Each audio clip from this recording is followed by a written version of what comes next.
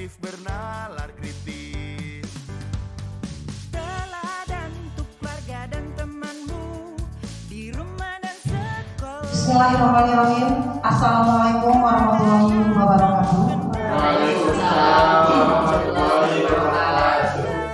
Alhamdulillahirabbil alamin wa bihi nasta'inu ala umuri waddin wa ala alihi washabihi ajmain. Pertama-tama mari kita panjatkan puji dan syukur kehadirat Allah Subhanahu wa taala karena pada hari ini kita bisa berkumpul dan bersilaturahmi dalam acara pemaparan destinasi budaya positif. Salawat serta salam semoga selalu tercurahkan kepada Nabi junjungan kita, Nabi Muhammad SAW. Baiklah, untuk acara yang pertama yaitu pembukaan, marilah kita buka saja dengan bacaan basmalah.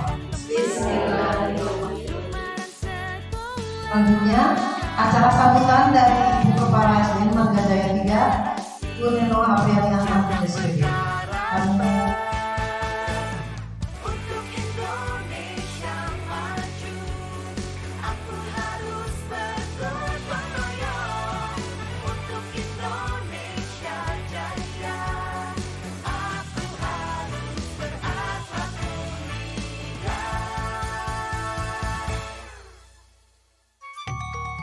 Ing ngarso sung tulodo, Ing madya mangun karso.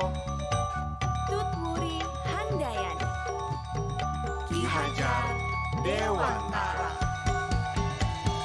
terima kasih pusat penguatan karakter bersama Kemendikbud. Ayo jadi generasi cerdas berkarakter untuk Indonesia maju. Junjung kebinekaan global untuk Selanjutnya yaitu penyampaian materi oleh Ibu Yuni SPD, CDP Angkatan 9. Assalamualaikum warahmatullahi wabarakatuh. Alhamdulillahirrahmanirrahim. Wa bihi nasta'inu ala umuri dunya wa din wa ala alihi washabihi ajmain. Amma ba'd. Puji dan syukur kehadirat Allah Subhanahu wa taala yang mana pada hari ini kita dapat berkumpul bersama yang cukup rawan ya di yang hari ini. Alhamdulillah kita bisa melaksanakan acara ini. Yang saya hormati Ibu Kepala Sekolah SDN Marga Jaya 3, yang saya hormati Bapak Ibu Guru dari SDN Marga Jaya 3 maupun SDN Marga Jaya 1. Saya ucapkan terima kasih yang sebanyak-banyaknya sebesarnya atas keridhaan Bapak dan Ibu untuk mengikuti acara destinasi penerapan budaya positif, dan ini merupakan tugas saya sebagai CGP untuk melakukan aksi nyata. Baik, sebelum memaparkan materi, kita akan main kulkas dulu. Kita akan karena Ibu Bapak pasti pikirannya dari pagi sudah sangat kemari ya, sudah berlari-lari kemana-kemana. Jadi kita fokuskan dulu atau kita penuhkan dulu pikirannya sini bersama saya. Baik, kita pejamkan mata sejenak. Silakan letakkan tangan di atas paha atau di atas meja. Boleh duduk senyaman mungkin. Rasakan badan ibu ditopang oleh sebuah kursi dan rasakan kaki bapak dan ibu berpijak kepada lantai.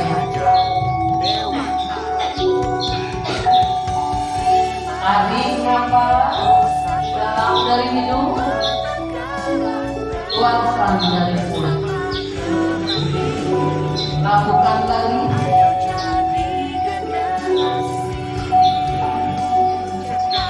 Tarik nafas lagi dari hidung dan keluarkan lagi dari mulut.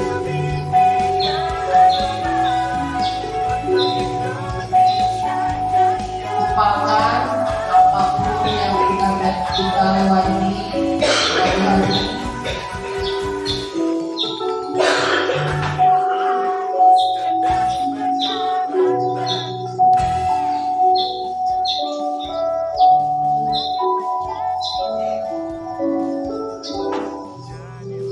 Kosongkan pikiran Bapak dan Ibu sejenak.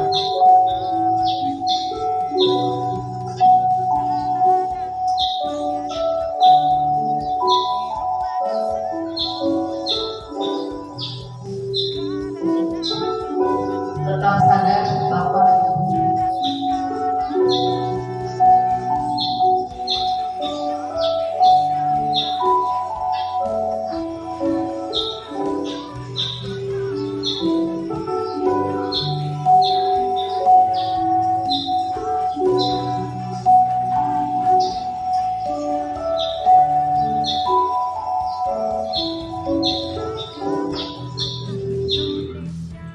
Terima kasih Bapak dan Ibu, silakan buka matanya kembali. Dan apa yang Bapak Ibu rasakan tadi setelah melakukan mindfulness? Ngantuk. Ngantuk, itu aja ya. Manusiawi di jam-jam seperti ini mengantuk. Ada lagi yang merasakan sesuatu? Merasa tenang. Nah, Lega. lega. Ada lagi? Rileks kah Ibu? Rileks sekali. Baik, terima kasih jika sudah rileks.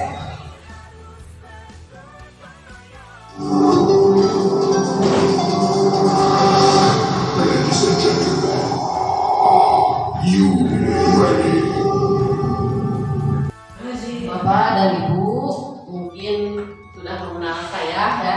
Saya Yuli Yunisi, merupakan CGP Angkatan 9 di Kabupaten Majalengka ini. Di sini saya akan memaparkan penyebaran, pemahaman, dan penerapan pengalaman budaya positif. Saya dari SDN Marga Jaya 3, Kecamatan Memasuki, Kabupaten Majalengka.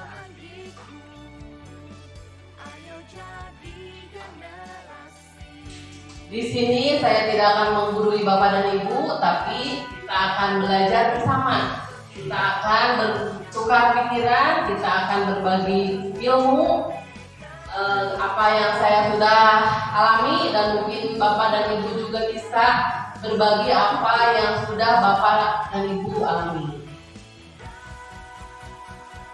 Sekarang ada pertanyaan pemantik. Yang pertama, apakah pemberian hukuman akan mendisiplinkan siswa? Boleh dijawab secara spontan saja Bapak Ibu? Ya. Ya, jawabannya ya. Oke. Yang kedua, apakah pemberian hadiah dapat meningkatkan prestasi siswa? Bisa. Apakah guru harus memberikan solusi yang pada setiap siswa yang bermasalah? Harus. Apakah peran guru bagi siswa? Motivator, fasilitator, apa lagi? Baik, kita save ya jawaban Bapak dan Ibu, kita save dulu, kita kesampingkan dulu. Kita akan mau nanti di akhir pertanyaan ini akan muncul kembali dan kita akan lihat apakah ada perbedaan dari jawaban Bapak dan Ibu di akhir sesi nanti. Kita lihat ya. Konsep inti budaya positif yang pertama adalah perubahan paradigma belajar, disiplin positif, motivasi perilaku manusia, nilai-nilai kebajikan, keyakinan kelas, kebutuhan dasar manusia, posisi kontrol guru, dan segitiga restitusi. Ini yang akan kita bahas hari ini satu persatu ya Bapak dan Ibu. Tolong siapkan energinya, siapkan kosongkan otaknya ya. Kita akan bertukar pikiran, kita akan saling memotivasi, kita akan saling mengembangkan diri di sini ya Bapak dan Ibu. Ingarso Sung Tulodo. Paradigma pembelajaran atau paradigma baru tentang pembelajaran yaitu pembelajaran dengan yang dirancang berdasarkan prinsip-prinsip berdiferensiasi seperti yang sudah kita sedikit pelajari ya. Sebelumnya kita sudah mengenal tentang pembelajaran berdiferensiasi, sehingga setiap siswa belajar sesuai dengan kebutuhan dari tahapan perkembangan untuk mewujudkan profil pelajar Pancasila. Jadi Bapak dan Ibu, apa yang akan kita lakukan itu sebenarnya intinya ini, kita ingin mewujudkan siswa kita mencapai pelajar profil pelajar Pancasila. Ya, dimana profil pelajar Pancasila itu yaitu adalah yang pertama, kebinekaan global, gotong royong, kreatif, bernalar kritis, mandiri, beriman, bertakwa kepada Tuhan Yang Maha Esa, dan berakhlak mulia. Tentu dari cakupan belajar Pancasila ini kita masih luas ya, masih banyak nilai-nilai yang terdapat atau terkandung dari profil pelajar Pancasila ini. Sekarang silakan Bapak dan Ibu berdiri dan berhadap-hadapan. Kita akan lakukan coba berhadap dari Ibu sama saya saja. Silahkan satu orang mengepal dan satu orang membuka. Satu orang mengepal dan satu orang membuka. Silahkan bujuk teman Anda dengan cara apapun agar membuka tangannya. Dilepaskan tangan sekuat tenaga dan silahkan sendiri satu orang mengepal, satu orang membuka. Jadi yang tidak mengepalkan tangan, buka tangan temannya dengan cara apapun. Bisa dibujuk, bisa dirayu, bisa disogok, bisa ditodong, bisa boleh, silakan lakukan. Ayo bujuk temannya, ayo.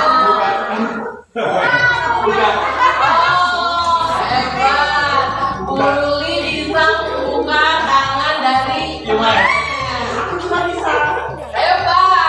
Uli juga berhasil membuka tangan Ibu Iis. Ibu Tuti bisa membuka tangan Bu Aisyah? Bisa. Bagaimana dengan Paula? Oh, tidak bisa. Ya, bagus. Terima kasih tepuk tangan buat kita semua Bapak Ibu. Terima kasih sudah melakukan coba buka. Pertanyaan pertama dan kedua itu bervariasi ya, antara yang bersedia membuka dan yang tetap bertahan menutup kepalan tangannya ya. Setuju? Ya. Jadi ada yang tetap mengepal dengan cara apapun dan ada yang mau membuka. Kemudian pertanyaan ketiga, siapakah sesungguhnya yang memegang kontrol, yang menutup kepalan tangan atau yang berusaha dengan segala cara untuk membuka kepalan tangan temannya?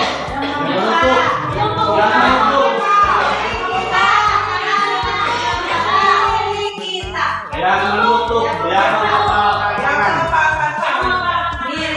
Luar biasa Bapak Ibu, berarti sudah mengerti ya sedikit bahwa yang memegang kontrol adalah diri kita sendiri.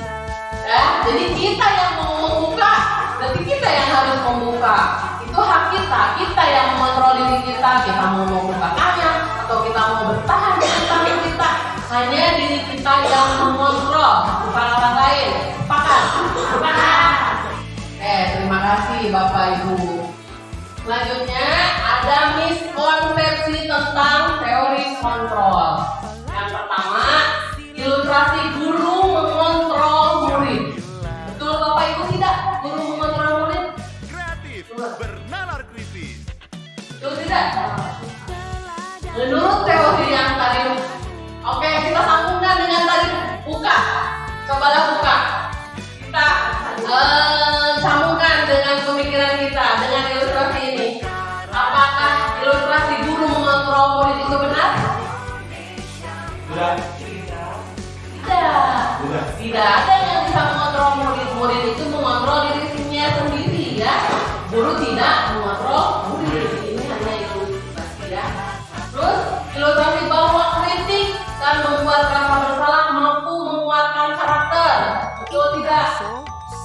Adi diolok, Bapak Ibu dipaksa, kamu tidak? Mangun Karso. Kamu tidak membuka tangan? Tidak. Ada yang mau, ada yang tidak. Yang ini masih sama ya, ada yang mau 50-50, ada yang mau, ada yang tidak. Terus ilustrasi bahwa semua penguatan positif efektif dan manfaat. Betul? Nah, iya. Ilustrasi bahwa orang dewasa berhak memaksa? Ya, tidak ya. Oke, sampai sini Bapak Ibu sudah sedikit memahami ya, mulai ada sedikit terang. Kita lanjutkan, Bapak dan Ibu. Pandangan tentang dunia, tentang stimulus respon. Stimulus respon itu adalah sesuatu yang terjadi pada diri kita atau terjadi pada anak itu adalah karena adanya rangsangan. Jadi apapun yang terjadi berarti itu karena rangsangan gitu. Tapi menurut teori kontrol tidak. Contoh, realitas kebutuhan kita sama menurut stimulus respon. Tapi menurut teori Setelah dan untuk keluarga dan temanmu di rumah dan sekolah, karena kamu generasi cerdas berkala. Oke, menurut stimulus respon, realitas kebutuhan kita itu sama. Tapi menurut teori kontrol, realitas kebutuhan kita berbeda. Dan menurut stimulus respon, semua orang melihat yang sama. Menurut teori kontrol, setiap orang memiliki gambaran berbeda. Stimulus respon ketiga, kita mencoba mengubah orang agar berpandangan sama dengan kita. Tapi menurut teori kontrol, kita berusaha memahami pandangan orang lain tentang dunia. Yang keempat, perilaku buruk dilihat sebagai suatu kesalahan. Sedangkan menurut teori kontrol, semua perilaku memiliki tujuan. Yang kelima, orang lain bisa mengontrol saya. Sedangkan teori kontrol, hanya Anda atau hanya saya, hanya kita yang bisa mengontrol diri kita atau diri Anda. Ya, tidak ada orang lain. Yang keenam, menurut stimulus respon, saya bisa mengontrol orang lain. Tapi menurut teori kontrol, Anda tidak bisa mengontrol orang lain. Karso. Dan nomor 7, menurut stimulus respon, pemaksaan ada pada saat rujukan gagal. Sedangkan menurut teori kontrol, kolaborasi dan konsensus menciptakan pilihan-pilihan baru. Stimulus respon berpikir bahwa model berpikir menang kalah. Sedangkan teori kontrol berpikir bahwa model berpikir menang-menang. Bisa disimak Bapak Ibu, bisa dipahami sekilas. Nanti kita akan paparkan lebih jelas lagi ke depannya. Ini hanya gambaran tentang dua teori, yaitu teori stimulus respon dan teori kontrol. Seperti menurut Steven, bahwa bila kita ingin membuat kemajuan perlahan, sedikit-sedikit ubahlah sikap atau perilaku Anda. Namun bila kita ingin memperbaiki cara-cara utama kita, maka kita perlu mengubah kerangka acuan kita. Ubahlah bagaimana Anda melihat dunia dan bagaimana Anda berpikir tentang manusia. Ubahlah paradigma Anda, skema pemahaman dan kejelasan aspek-aspek tertentu tentang realitas. Jadi segala sesuatu intinya kembali kepada diri kita. Kita yang menentukan, kita yang mengontrol diri kita.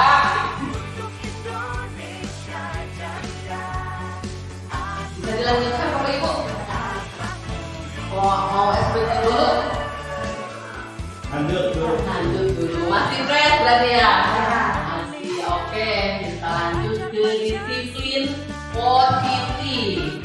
Apa itu disiplin Bapak Ibu? Kreatif. Berlaku sesuai dengan aturan yang telah disepakati bersama. Oke, luar biasa, tepuk tangan buat Pak Dede Sugianto. Perilaku yang sesuai aturan ya, intinya ya Pak. Ada lagi yang melakukan kesalahan, boleh. Ada lagi sifat memaksa ya, oke. Ada lagi kalian ada pemahaman lain tentang disiplin? Oke, kita lihat ya, itu pemikiran kita tentang disiplin. Sekarang menurut Bapak Hajar Dewan Utara, Bapak pendidikan kita, di mana ada kemerdekaan, disitulah harus ada disiplin yang kuat. Sesungguhnya disiplin itu bersifat self-disiplin, yaitu ketika kita sendiri yang mewajibkan kita dengan sekeras-kerasnya, tetapi itu sama saja. Sebab jikalau kita tidak cakap melakukan self-disiplin, wajiblah penguasa lain mendisiplinkan diri kita. Dan peraturan demikian itulah harus ada di dalam suasana yang merdeka. Jadi Bapak Ibu, menurut Bapak Hajar Dewan Utara, menurut pemahaman saya bahwa kita itu harus mendisiplinkan diri kita. Jika kita tidak bisa mendisiplinkan diri kita, otomatis kita harus mengikuti aturan yang ada. Jadi nanti akan kita bahas selanjutnya bahwa mendisiplinkan itu ada dari pengaruh dari dalam diri kita dan dari luar.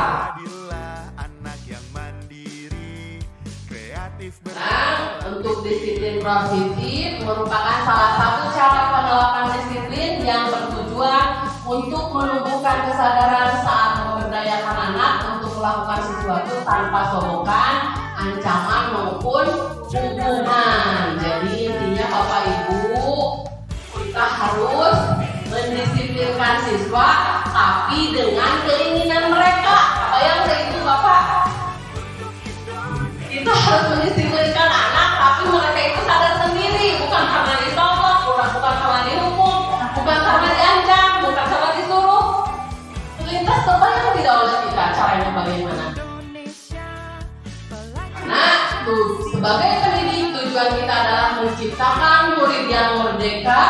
Syarat utamanya adalah disiplin diri sehingga mereka berperilaku sesuai nilai-nilai kebajikan dan motivasi intrinsik. Seperti yang tadi sudah saya singgung bahwa motivasi itu ada yang dari diri sendiri dan ada yang dari luar, termasuk umat, penghargaan. Dari yang kita sudah kita bahas itu termasuk ekstrinsik ya, termasuk pengaruh dari luar. Kalau yang dari diri sendiri berarti sadar, dirinya sadar bahwa apa yang dia lakukan itu adalah merupakan kebutuhan dirinya yang harus dia lakukan. Jadi tugas kita itu adalah mendisiplinkan siswa, dan siswa itu harus sadar bahwa itu teh salah atau itu teh benar dengan kesadarannya. Jadi tugas kita itu untuk menyadarkan mereka nya, bukan membuat mereka takut atau bukan membuat mereka merasa tidak nyaman. Lebih luasnya lagi, budaya positif di sekolah adalah nilai dan kebiasaan di sekolah yang berpihak pada murid agar mereka berkembang menjadi pribadi yang lebih kritis, penuh hormat dan tanggung jawab sesuai dengan profil wajar Pancasila. Seperti yang sudah tadi Ibu Kepala sampaikan ya, bahwa sebenarnya di kita itu sudah kita melakukan 5S ya Bu ya. Salam, senyum, sapa, sopan, santun, sudah kita melakukannya. Jadi kita tinggal mengembangkan yang mana saja, poin yang belum. Mungkin begitu ya Ibu. Mudah-mudahan kedepannya kita bisa menciptakan budaya positif yang jauh lebih banyak lagi ya Ibu ya. Dengan tentu dengan kolaborasi kita bersama ya, bukan hanya keinginan Ibu Kepala Sekolah saja atau bukan hanya keinginan saya saja, tapi keinginan kita semua, kolaborasi dari kita semua ya. Sebelum memotivasi, saya ice breaking dulu lah. Ice breakingnya ada clue-nya. Clue-nya itu jangan lupakan orang ketiga. Siapa yang punya orang ketiga? Ibu Wiwin. Cluenya jangan lupakan orang ketiga. Ingat ya, Bapak Ibu. Cluenya jangan lupakan orang ketiga. Jika ibu kepala sekolah pergi ke Bandung bersama Ibu Ruli, berarti dengan siapa lagi orang ketiganya? Orang ketiganya Pak Wawan. Betul, luar biasa. Oke, jangan beritahu yang lain ya kalau sudah mengerti. Lanjut. Kalau Ibu Wiwin pergi ke Jakarta dan Ibu Iis pergi ke Bandung, orang ketiga yang pergi ke Majalengka siapa? Orang ketiganya Ibu Ade. Oh, luar biasa, Bu Aisyah. Sudah mengerti. Ayo. Jangan Satu kali lagi. Karso. Apabila Ibu Haji Tuti pergi ke Jakarta bersama Pak Hajinya, orang ketiga yang pergi siapa? Siapa? Siapa?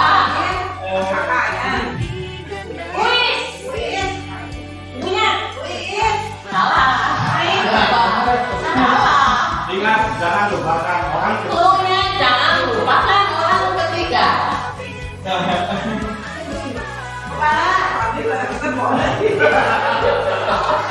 Ayo pikir Bapak Ibu, semuanya cerdas.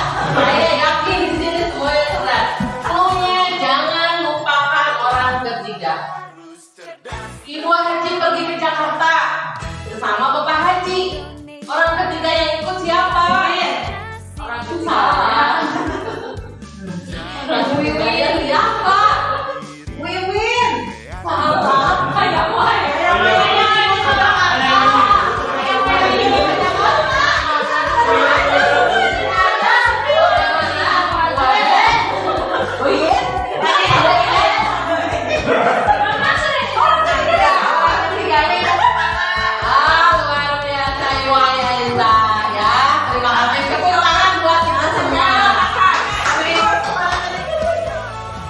Sekolah tadi kata buaya yang ikut. Kenapa betul? Karena buaya tidak melupakan orang ketiga. Jadi sebut dari orang ketiga anak. Saya ulang. Cluenya jangan lupakan orang ketiga. Jadi pengertian.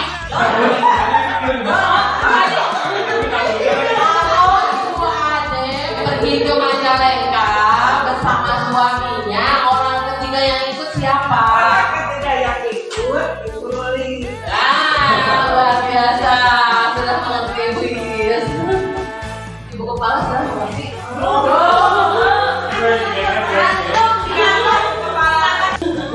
Oke, kembali ke laptop ya Bapak Ibu. Baik, tepuk tangan buat kita semua. Terima kasih berarti masih oke. Nanti ya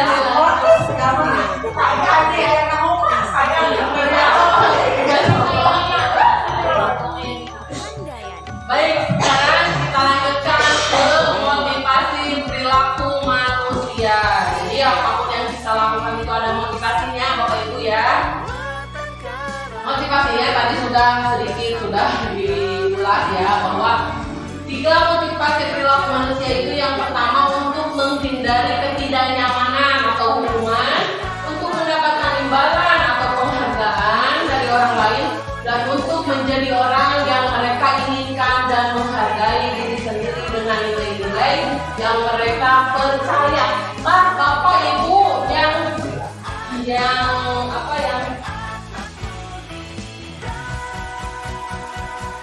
yang 1 dan 2 ini adalah motivasi ekstrinsik atau motivasi dari luar. Sedangkan yang ketiga ini adalah motivasi intrinsik, motivasi dari dalam. Ya, bisa membedakan. Teori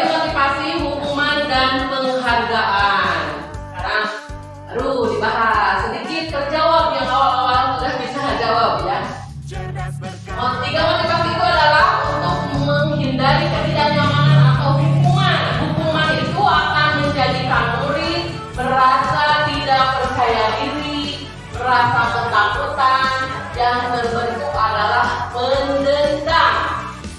Jadi kuncinya ini adalah jangka panjangnya Bapak Ibu. Mungkin untuk sesaat dengan cara menghukum, murid itu akan nurut untuk sesaat. Tapi untuk jangka panjangnya ini yang akan terjadi. Dengan hukuman, murid akan merasa tidak percaya diri, merasa ketakutan, dan yang lebih buruk adalah menjadi pendendam. Jangan sampai ya anak didik kita menjadi dendam ke kita. Bahkan memang kita juga sering ya Bapak Ibu mendengar cerita bahwa guru diketapel, makanya sampai boncos, atau karena disuruh sholat dilaporkan ke polisi. Berarti itu adalah karena ini akibat dari hukuman ini. Itu imbasnya. Jadi anak menjadi pendendam. Kemudian untuk mendapatkan imbalan atau penghargaan dari orang lain. Nah, apakah penghargaan bisa membentuk disiplin positif? Ternyata penghargaan menjadikan murid juga kurang percaya diri, pamrih, mengerjakan sesuatu berdasarkan imbalan. Jadi sama. Jadi kalau ya betul, masih muncul ya, dihukum pula, diberi penghargaan pula. Nah, jadi ini jangka panjangnya Ibu Bapak untuk dengan hukuman dan dengan penghargaan ini, jangka panjangnya ini yang akan terjadi kepada anak.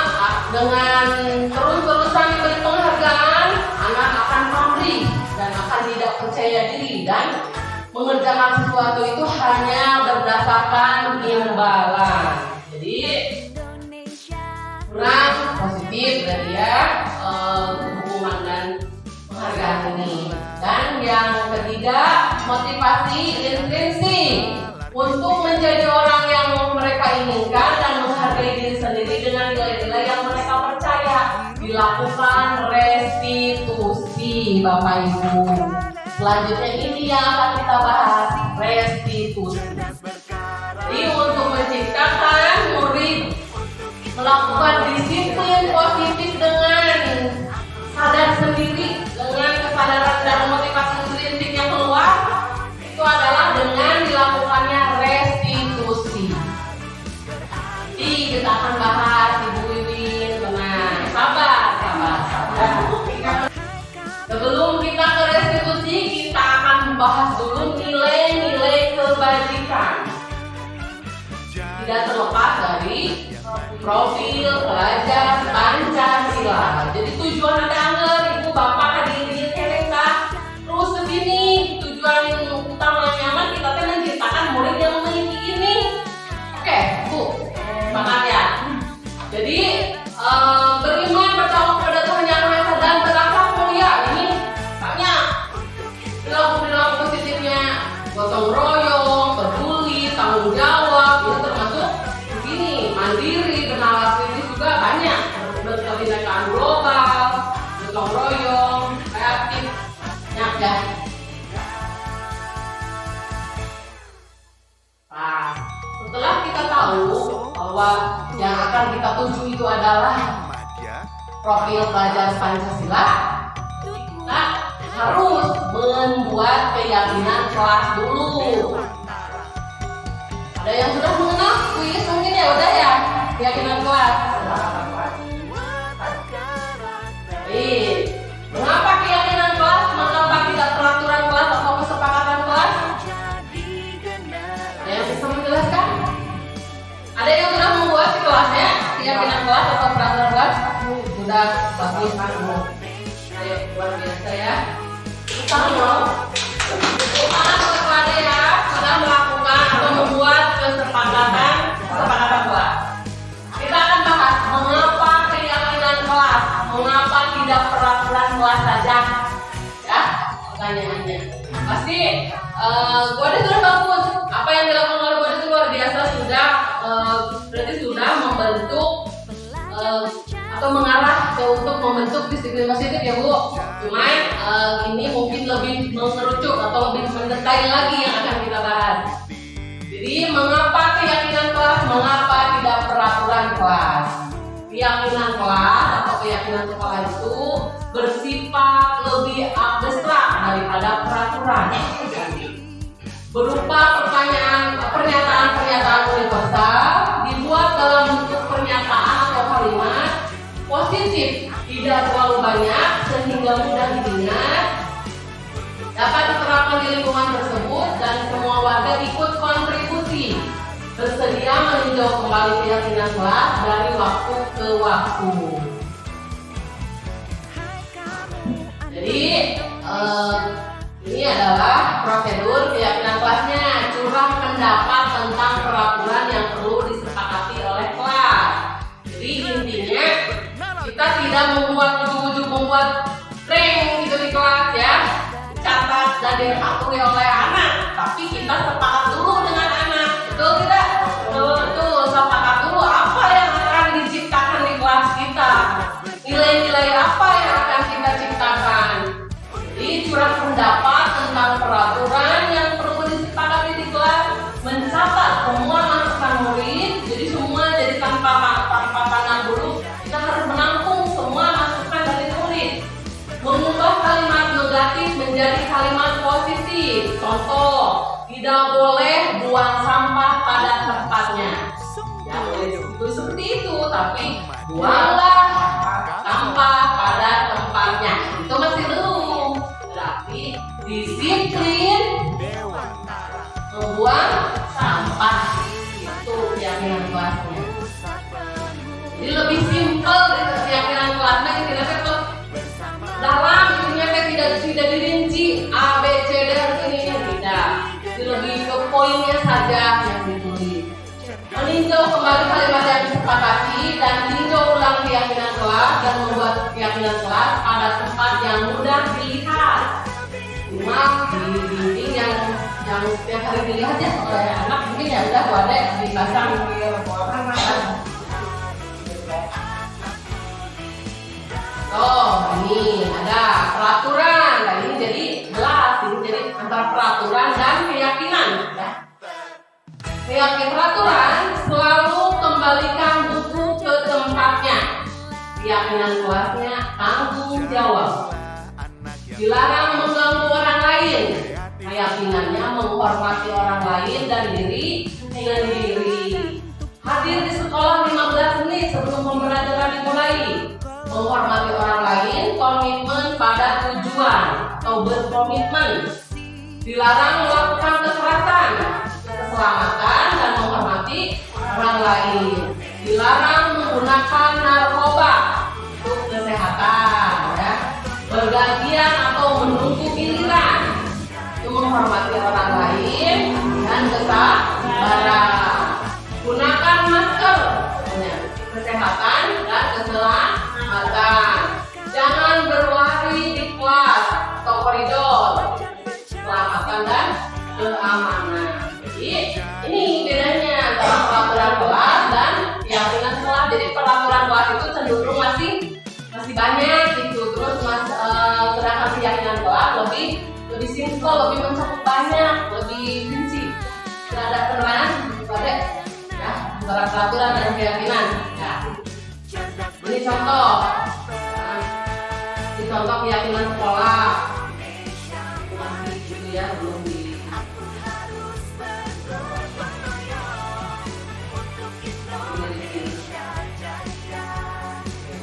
Sekarang sebelum ke kebutuhan dasar manusia, jadi Bapak Ibu sedikit saya ulas.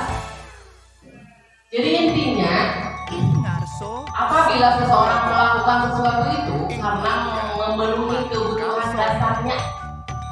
Jadi kita tengok kami budak bangun, tapi karena ada kebutuhan dasarnya yang harus atau belum terpenuhi. Itu ya. Oke, sebelum ke sini, saya sedikit dulu mau biar tidak jenuh. Mau pertanyaan lagi atau mau bergerak? Ayo berdiri. Berdirilah,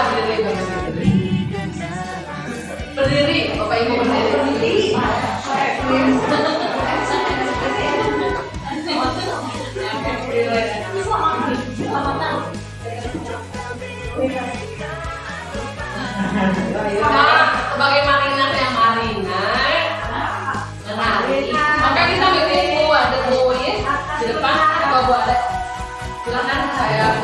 Oh, begitu ya kan?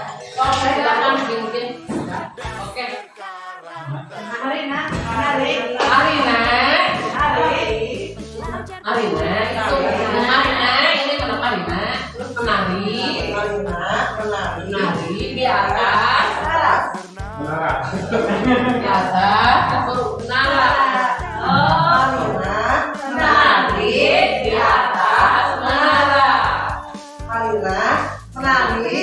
Di atas menara. Arina menari di atas menara. Menari di atas menara. Konsentrasi Bapak Ibu. Di atas menara.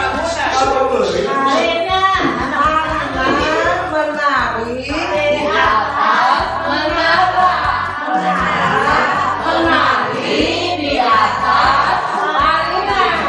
Marina menari di atas menara. Di atas menara. Menari menara. Baik Bapak dan Ibu, bisa dilanjutkan atau mungkin dari Bapak dan Ibu ada yang mau disampaikan, silakan. Sejauh ini kita sudah jauh, udah tengah-tengah. Barangkali ada yang mau disampaikan, terus silakan. Yang tidak jenuh saya saja yang bicara. Mau dilanjutkan saja. Baik. Kita sekarang ke kebutuhan dasar manusia. Kebutuhan dasar manusia adalah segala sesuatu yang kita lakukan untuk mendapatkan apa yang kita inginkan. Seluruh tindakan yang kita lakukan memiliki tujuan tertentu, dan semua usaha terbaik yang kita lakukan adalah dalam rangka agar kebutuhan dasar kita terpenuhi dengan baik. Jadi ada 5 kebutuhan dasar manusia, Bapak Ibu. Yang pertama, bertahan hidup. Bertahan hidup itu mencakup makanan, pakaian, tempat tinggal, keamanan, dan kesehatan. Ini adalah kebutuhan bertahan hidup. Terus kasih sayang dan rasa diterima. Jadi mencakup rasa diterima, dipedulikan, berbagi, bekerja sama, menjadi bagian dari kelompok. Yang ketiga, penguasaan. Mencakup harga diri, keinginan untuk dianggap, memimpin berprestasi, diakui dan didengar. Terus kebebasan. Diri memiliki pilihan, mencoba hal baru, mampu mengendalikan arah dirinya. Dan kesenangan, bermain, humor, antusiasme, dan tertawa. Jadi 5 kebutuhan dasar manusia itu mutlak harus terpenuhi. Mungkin kita pernah menemukan di kelas ya, ada siswa yang nakal atau siswa yang malah pernah ya. Kita pernah, ada yang pernah di kelasnya ada siswa yang meminta uang atau meminta makanan kepada orang lain. Ada pernah? Tidak bagus. Kalau ada mungkin di beberapa sekolah pernah terjadi yang meminta makanan atau meminta uang ya secara paksa.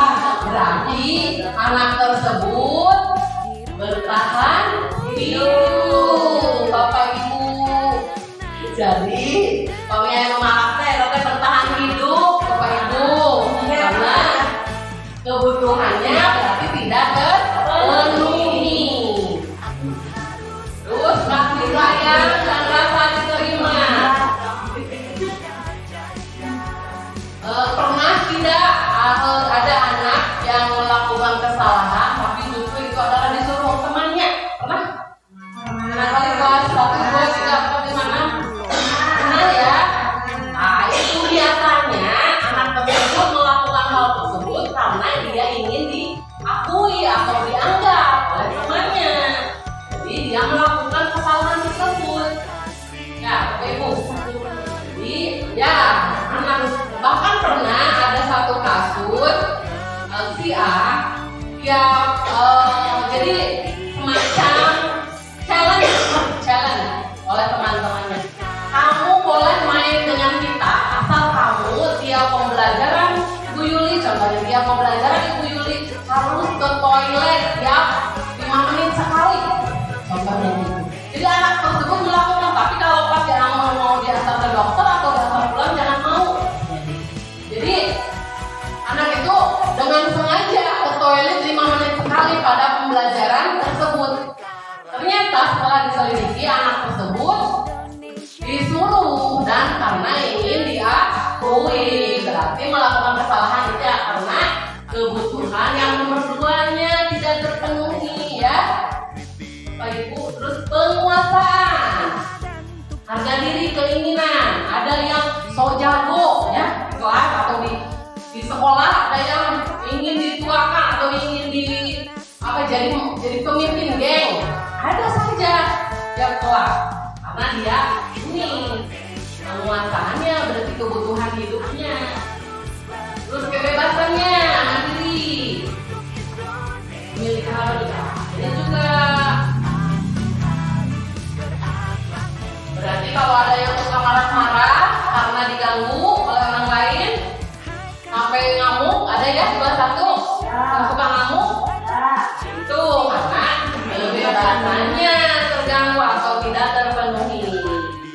Terus kesenangan, ada tidak yang suka tidur di kelas? Tidak ya. Atau apalagi mungkin kamu Bapak Ibu yang pernah dialami? Ada yang bermain saja ya di kelas? Ada. Ketawa di kelas ya, sepertinya Ibu Bapak ya. Itu adalah kesenangannya tidak terpenuhi. Jadi Bapak Ibu, kita setelah belajar ini kita harus sadar bahwa anak melakukan kesalahan itu karena kebutuhan dasarnya belum terpenuhi. Jadi kurang berarti terpenuhi kesadaran kebutuhannya mana itu oke. Jadi minimal kita itu emosi kita akan turun. Yang paling meledak-ledak manusiawi ya. Kita akan marah saat mendapatkan sesuatu hal yang menjengkelkan di kelas atau di pembelajaran kita. Dan ini salah satu alasannya ini, tolong ingat ya Bapak Ibu. Sekarang lanjut ke posisi kontrol restitusi. Masih ke posisi kontrolnya ya, belum ke restitusinya. Jadi guru itu memiliki 5 posisi kontrol. Yang pertama penghukum, pembuat rasa bersalah, teman, pemantau, dan manajer. Kita akan bertanya pada diri kita ada di posisi mana sebagai guru? Tanya diri kita, ayo kita tanya diri kita, ada di mana? Apakah kita ada di sisi penghukum, pembuat rasa bersalah, teman, pemantau, atau manajer? Luar biasa Ibu. Ternyata posisi kontrol negatif itu atau membuat murid berada pada identitas gagal adalah posisi yang menghukum dan membuat rasa bersalah. Menghukum contohnya menghardik, menunjuk, menyakiti, menyindir.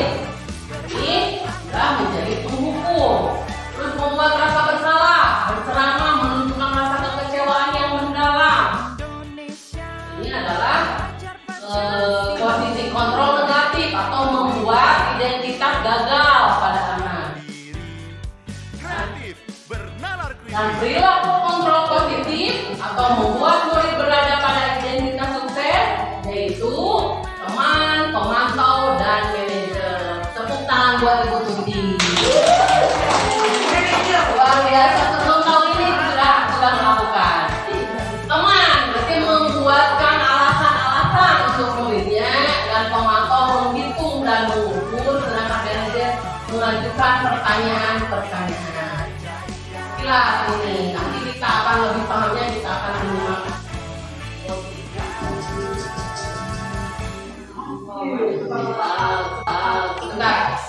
itu ya sekilas penjelasan dari saya. Untuk lebih memahami Bapak dan Ibu, kita akan simak video langsung dari Kemendikbudristek ya. Tolong disimak dan dipahami. Terima kasih Pusat Penguatan Karakter bersama Kemendikbud. Ayo jadi generasi cerdas berkarakter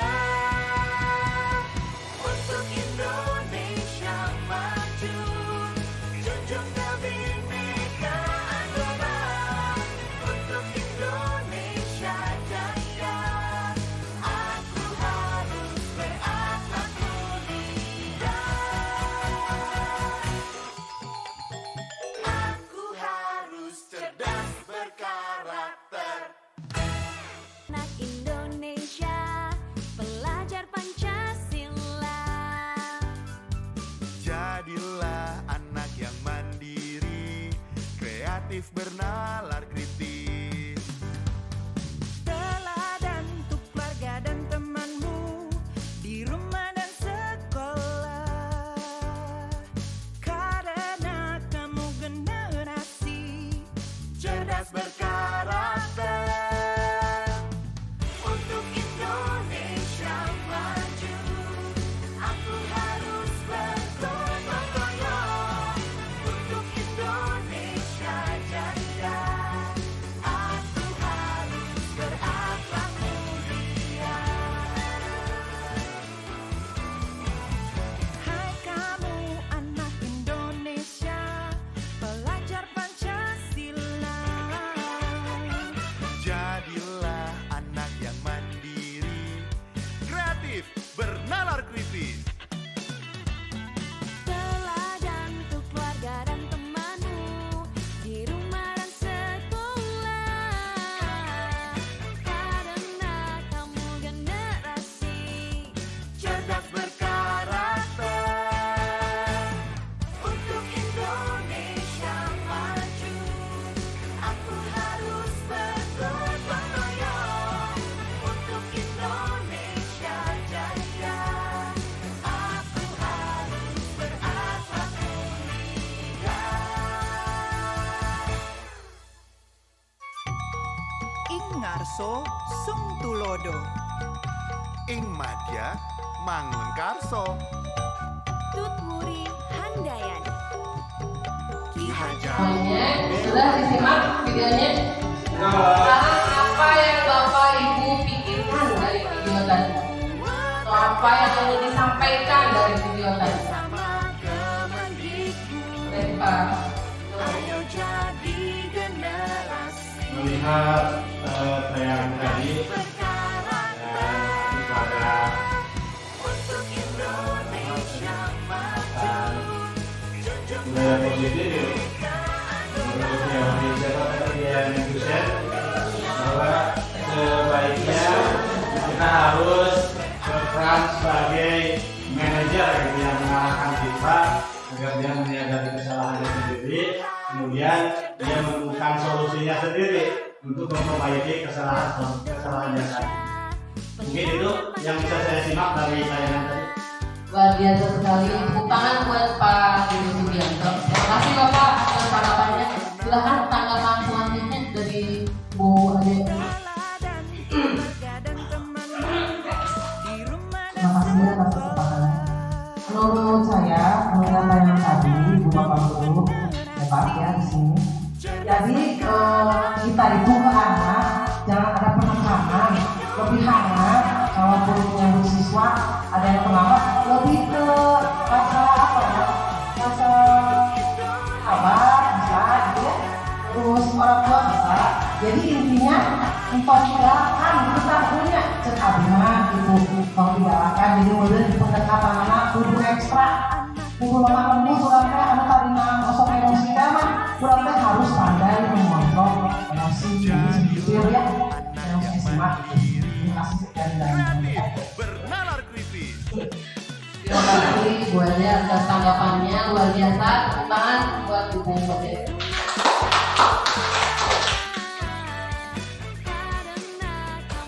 Mungkin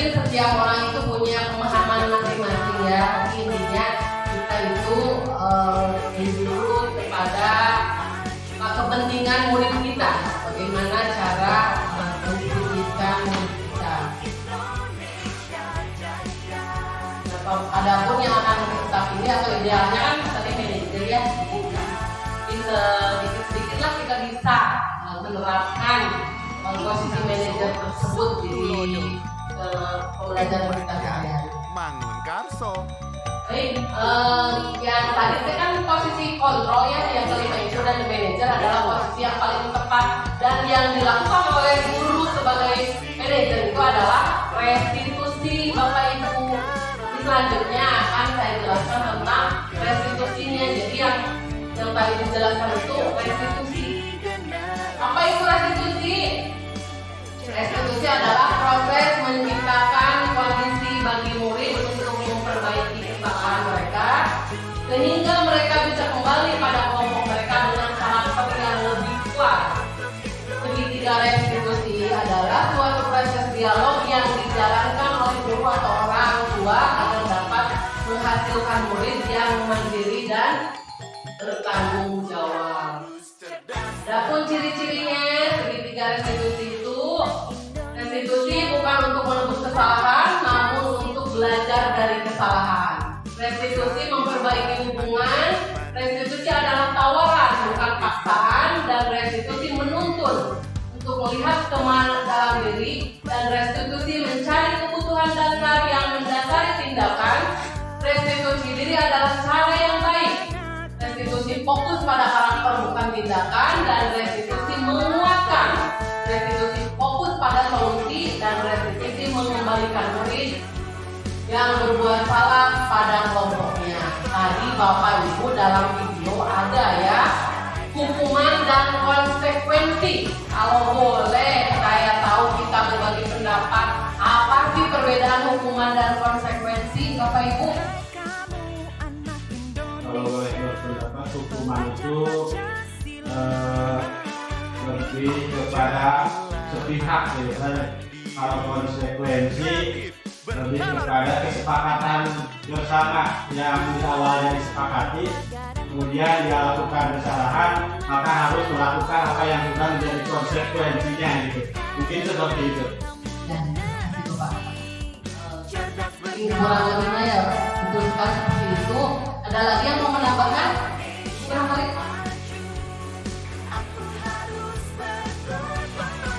Hukuman dan konsekuensi.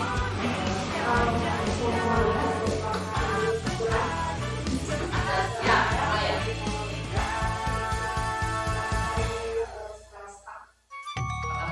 Ingarso Sungtulodo. Jadi Bapak Ibu Mangun Karso. tadi sudah dibahas ya sedikit bahwa hukuman itu cenderung ke negatif ya, tidak mendendam. Salah satunya bukan sampai dendam.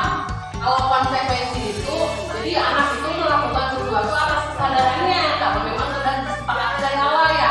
Betul, Bapak Ibu? Betul. Jadi kita sudah bisa bedakan ya.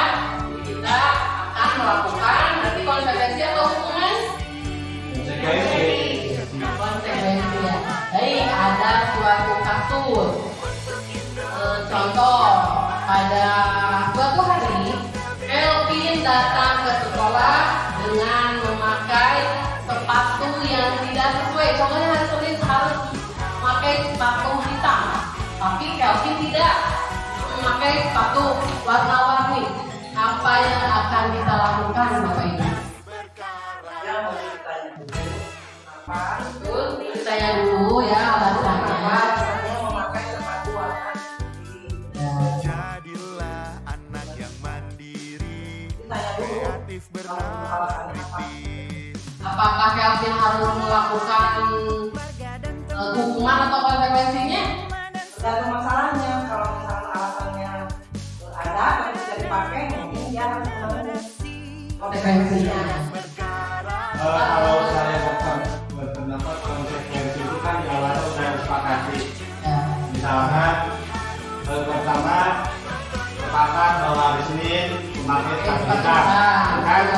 Kemudian ada konsekuensinya kalau tidak memakai sepatu hitam. Kayak misalkan siap apa gitu kan? Misalkan menghafal surat apa, konsekuensinya yang penting dia akan melakukan apa yang sudah menjadi kesepakatan itu gitu kan. Apapun alasannya, dia pakai sepatu putih walaupun misalkan ya satu basah. Tapi walaupun memakai sepatu putih jelas itu di luar apa kesepakatan, tapi dia sudah tahu konsekuensinya kan, karena tidak memakai sepatu bisa, otomatis dia akan melakukan dengan kesadaran diri sendiri, melakukan apa yang sudah menjadi kesepakatan konsekuensinya itu. Mungkin itu barangkali. Saya, betul sekali Bapak Ibu. Jadi ditanya juga dulu, ditanya dulu, dan tetap melakukan konsekuensi yang sudah disepakati. Contoh ada Kelvin itu disuruh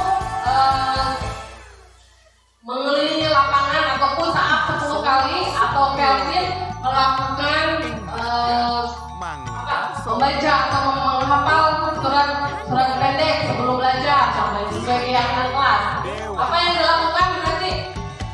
Yang pertama atau yang kedua? Yang kedua ya, karena yang pertama itu berarti hukuman ya, yang pertama itu hukuman, bukan konsekuensi. Alhamdulillah saya senang sekali Bapak Ibu sudah bisa membedakan mana hukuman dan mana konsekuensi. Luar biasa sekali. Yang menjadi masalahnya, yang nggak konsekuen itu, nggak konsisten.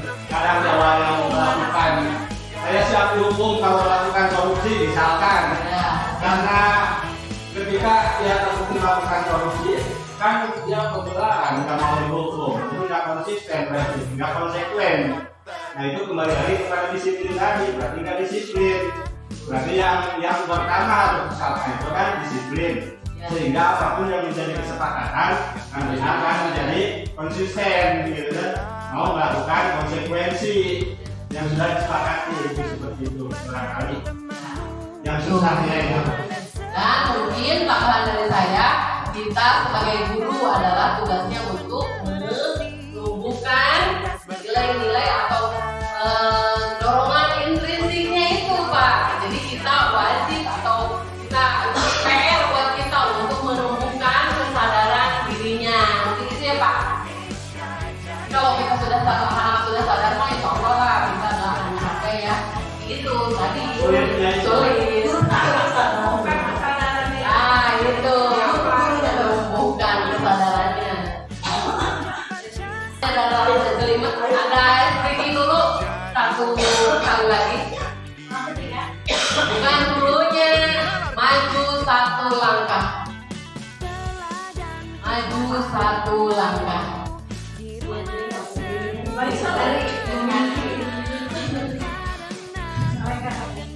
Maju satu langkah itu dulunya maju satu langkah. Apabila Wiwin pergi ke sekolah dan Ruli pergi ke pasar, siapa yang pergi ke Majalengka?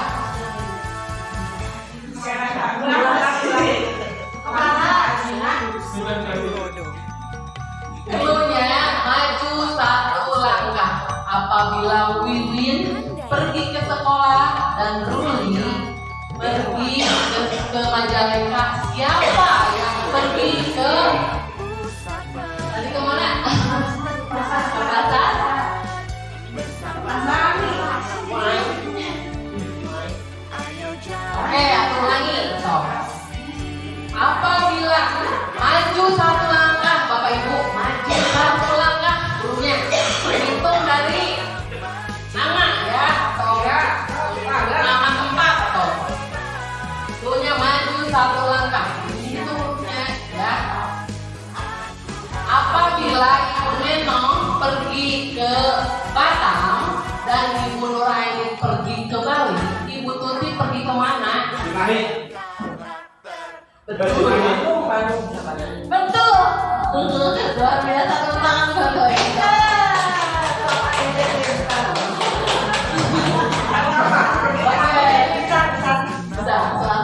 Sekali lagi ya. Apabila Ibu Aisyah pergi ke Bali dan Ibu Wiwin pergi ke Singapura, berarti Ibu Ruli pergi ke mana? Ke Uruguay. Uruguay. Singapura Pak terakhirnya. Malaysia. Zimbabwe. Tanjung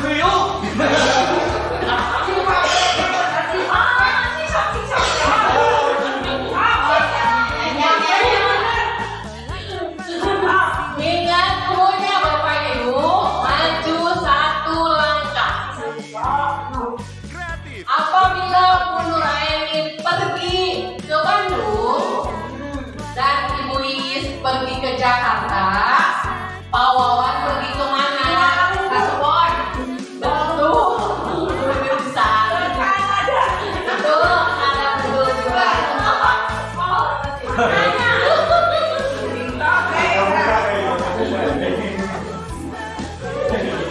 Masih? Apabila Kak Dede Sugianto pergi ke Bali dan Bu Anissa pergi ke Turki, berarti Bu Nuraini pergi kemana?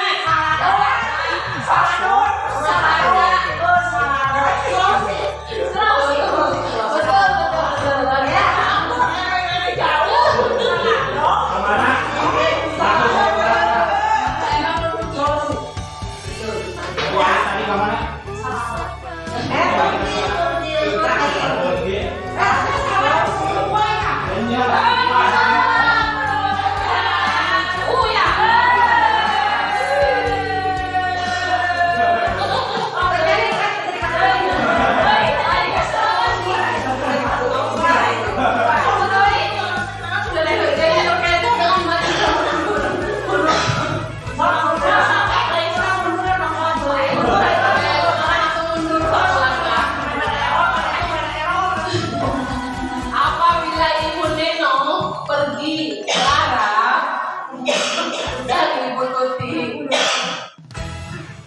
pergi ke Toko, berarti Ruli pergi kemana? Di Panon. Lampung. Aku duluan ngomong. Lombok. Kreatif Jakarta.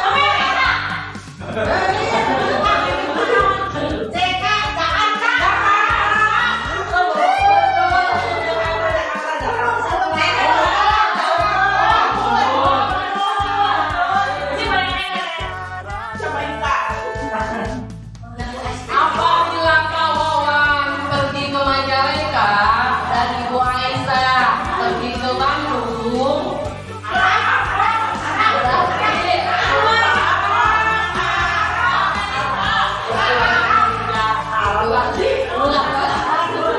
Ambon betul.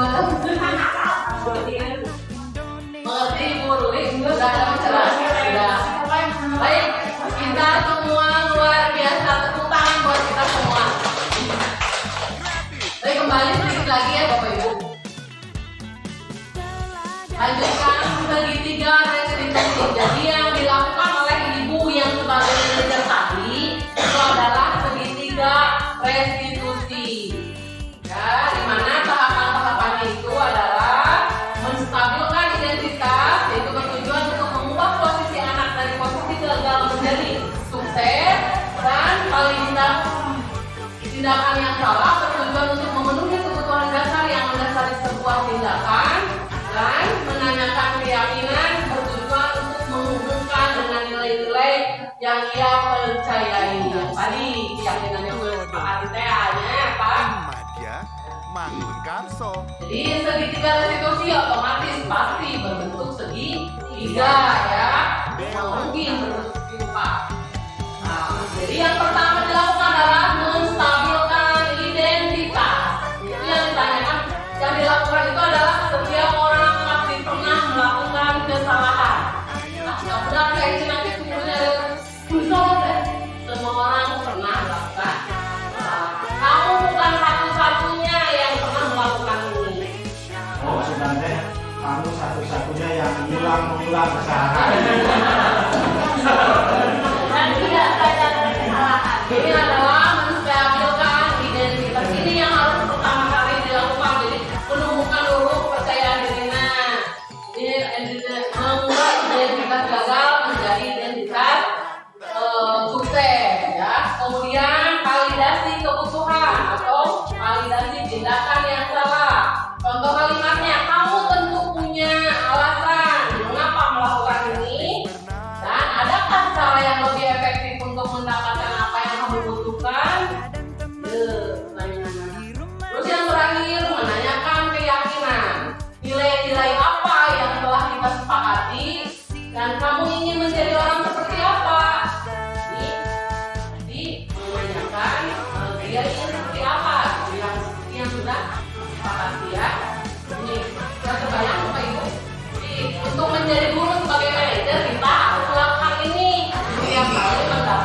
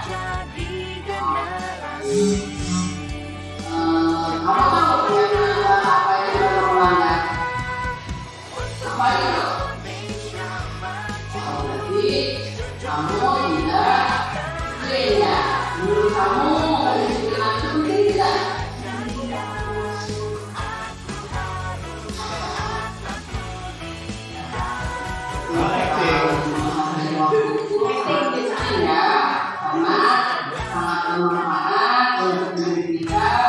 Kita lebih tenang untuk bersekolah. Kalau datang lebih pagi kan kita akan berkonsentrasi juga dalam belajar dan kita juga bisa akan menuntut kerjaannya ya.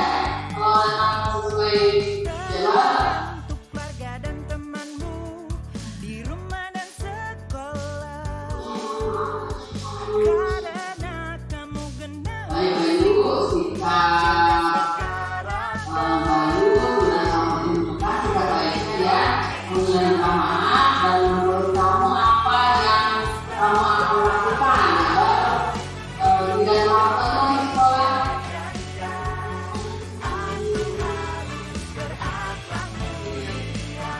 Menjelaskan.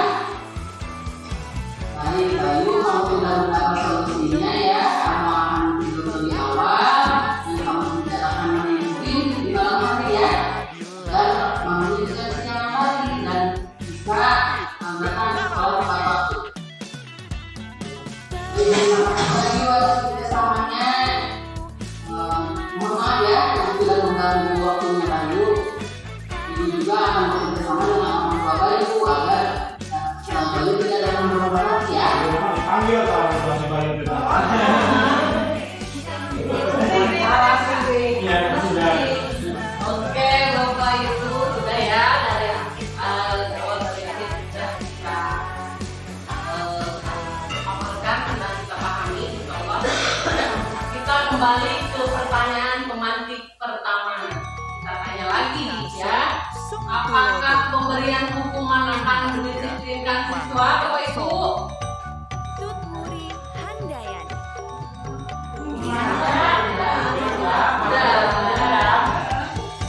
Terus apakah pemberian hadiah dapat meningkatkan prestasi siswa?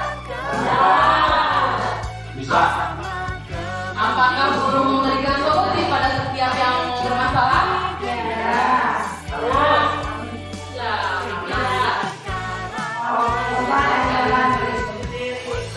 Sesuai keyakinan kelas.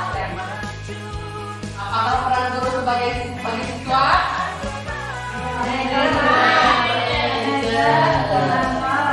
Luar biasa sekali. Oke, jadi sudah berubah ya dari jawaban di awal dan sekarang sudah berubah. Sudah luar biasa. Berarti Bapak Ibu sudah paham ya. Sekarang untuk refleksi saya minta dari Bapak dan Ibu untuk menyampaikan apa yang dirasakan, apa yang Bapak Ibu pahami selama berbagi pendapat atau berbagi pengalaman dengan saya. Saya persilakan siapa yang Teladan untuk keluarga dan temanmu di rumah dan sekolah, rasanya. kamu generasi cerdas Setelah ikuti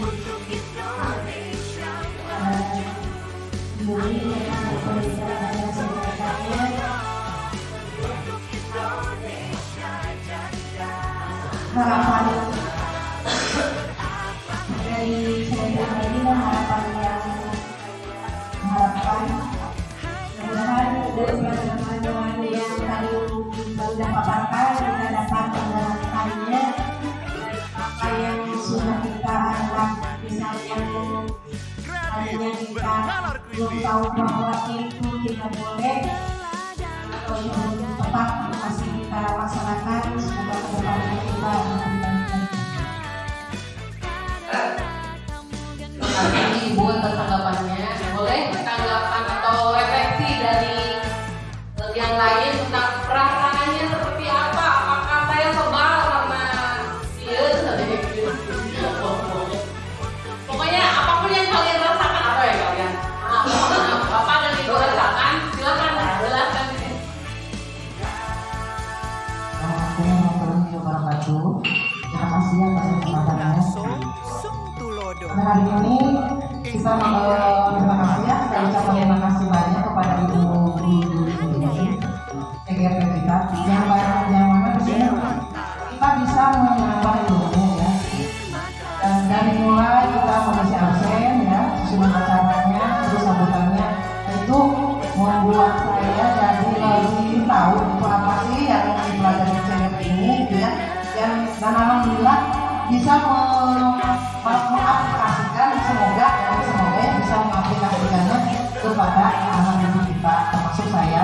semoga ada motivasi berenang berikutnya. Masih untuk kamu sejaga apa? Tentunya saya merasa senang sekali ya Bu ya, dan merasa ayo senang sekali mendapat ilmu yang begitu luas dan banyak ya Bu ya. Nah itu sekian dan terima kasih. Luar biasa. Terima kasih kepada Bapak Ibu yang sudah memberikan refleksi. Jadi kita simpulkan bersama bahwa disiplin positif dapat kita ciptakan atau kita dapat bentuk dengan melakukan segitiga restitusi. Dan mari kita belajar bersama, berkolaborasi, saling mendukung demi mewujudkan disiplin positif di sekolah kita sehingga dapat menciptakan karakter profil belajar Pancasila.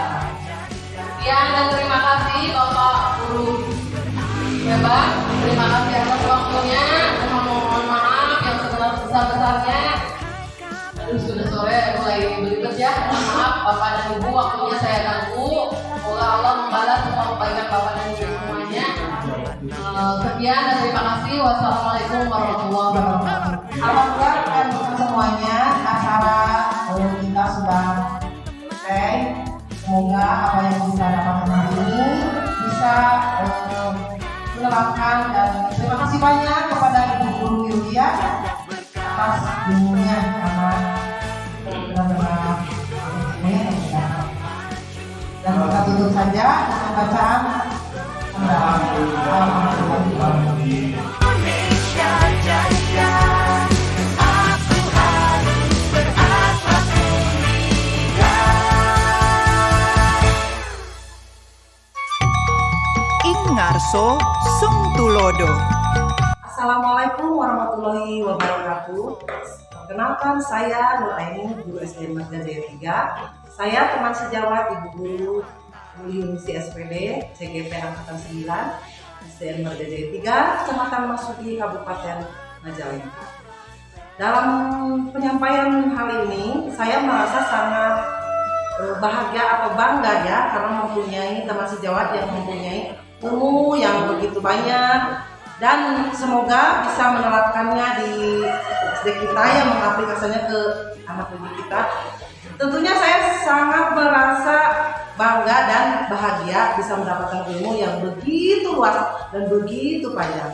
Oke, nah itu ya. Sekian, wassalamualaikum warahmatullahi wabarakatuh. Junjung tinggi